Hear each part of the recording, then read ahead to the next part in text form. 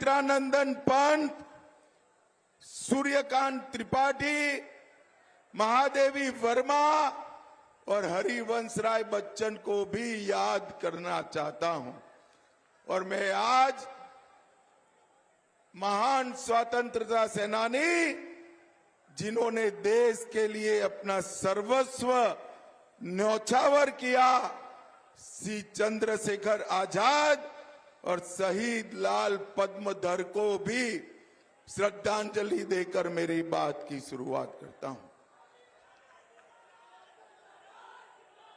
भाइयों बहनों, अब तक 4 चरण का चुनाव हो चुका है। आपको 4 चरण का परिणाम जानना है क्या? अरे जोर से बोलो, जानना है क्या? और जोर से बोलो, जानना है क्या? 4 चरण में इंडी अलायंस का सुपड़ा साफ हो गया और मोदी जी पूर्ण बहुमत प्राप्त कर तेज गति से 400 की ओर आगे बढ़ने का काम नरेंद्र मोदी के नेतृत्व में भारतीय जनता पार्टी करेगी। भाइयों बहनों, आज मैं यहां आया हूं तब आप सभी को कहना चाहता हूं, हमारे नीरज त्रिपाठी के नाम के सामने कमल का निशान है। कमल के निशान पर वोट दबाओगे तो नीरज जी जीतकर सांसद बनेंगे। सुनो सुनो, परंतु इसके साथ साथ कमल के निशान पर दबाया हुआ हर वोट नरेंद्र मोदी जी को तीसरी बार प्रधानमंत्री बनाएगा। भाइयों बहनों, नरेंद्र मोदी को तीसरी बार प्रधानमंत्री बनाने का अर्थ है भारत को संसार का तीसरे नंबर का अर्थतंत्र बनाना। 3 लाख गांव में डेयरियों की व्यवस्था करना और भारत को सुरक्षित बनाना। भाइयों बहनों, मुझे बताओ, ये कश्मीर जो है हमारा है या नहीं है? जोर से बोलो, है या नहीं है? एक खरगे जी कहते हैं राजस्थान और यूपी वालों को कश्मीर से क्या लेन देन है। अरे खरगे महाराज, 80 पार कर गए, इस देश को नहीं समझ पाए आप। मेरे इलाहाबाद का बच्चा बच्चा कश्मीर के लिए अपनी जान देने के लिए तैयार है। भाइयों बहनों, एक कांग्रेस पार्टी के नेता मणिशंकर अय्यर कहते हैं पाकिस्तान को सम्मान दो। क्यों सम्मान दो? क्योंकि इसके पास एटम बम है। पाक ऑक्यूपाई कश्मीर न मांगिए। मैं आज पूछने आया हूं सोराव वालों को कि पाक ऑक्यूपाई कश्मीर ले लेना चाहिए या नहीं लेना चाहिए? जोर से बोलो, लेना चाहिए या नहीं लेना चाहिए? ये फारूक अब्दुल्ला और मणिशंकर अय्यर कहते हैं एटम बम है, पाक ऑक्यूपाई कश्मीर को छोड़ दो।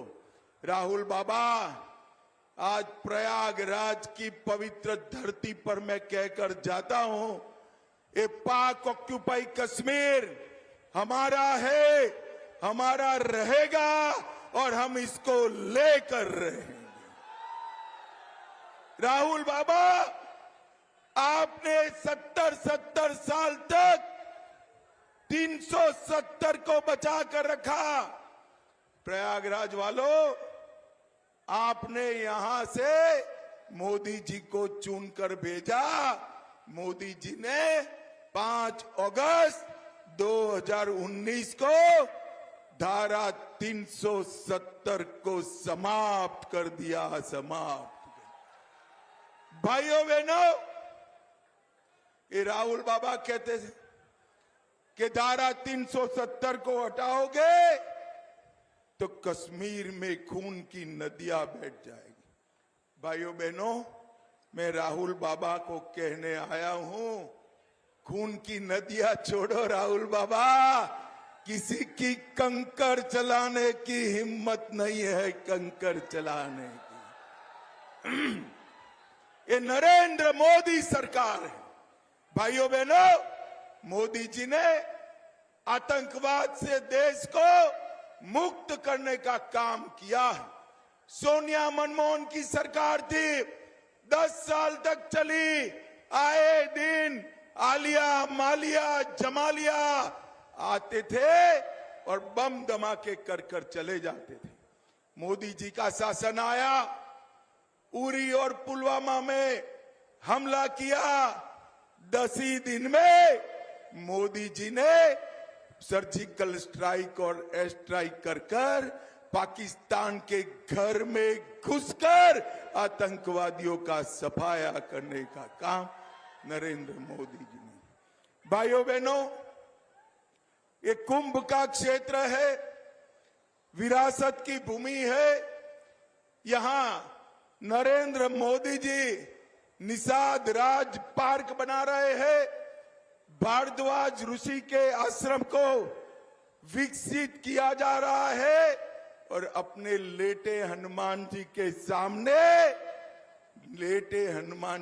सामने बड़ा कॉरिडोर बनाने का काम भी भाजपा सरकार कर रही है। भाइयों बहनों, मैं आज यहां पर आया हूं, तब प्रयागराज वालों तैयार हो जाना, 2025 में पूरा देश कुंभ मेले में आने वाला है, कुंभ मेले में आने वाला है।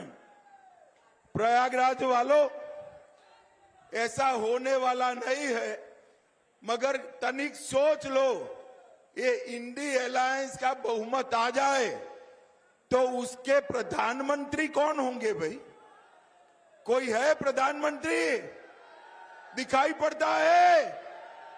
मैं आपको बारी बारी नाम पूछता हूं, अखिलेश बाबू बन सकते हैं क्या? तेजस्वी यादव बन सकते हैं क्या? ममता दीदी बन सकती है क्या? पवार साहब बन सकते हैं क्या? जब उनको पूछा कि आपका प्रधानमंत्री कौन बनेगा, तो उन्होंने कहा 5 साल बारी बारी बनेंगे। अरे राहुल बाबा, ये भारत देश है, परचूरण की दुकान नहीं है।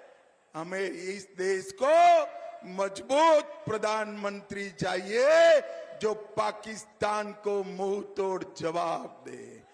भाइयों बहनों, वो मजबूत प्रधानमंत्री कौन है?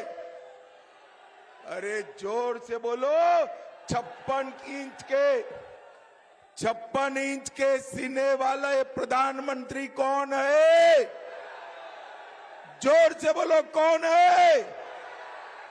भाइयों बहनों, ये दीवार पर लिखा हुआ मैं पढ़ पाता हूं, मोदी जी 4 जून को तीसरी बार प्रधानमंत्री बनने जा रहे हैं। इंडी अलायंस कहता है हमारी सरकार आएगी तो हम धारा 300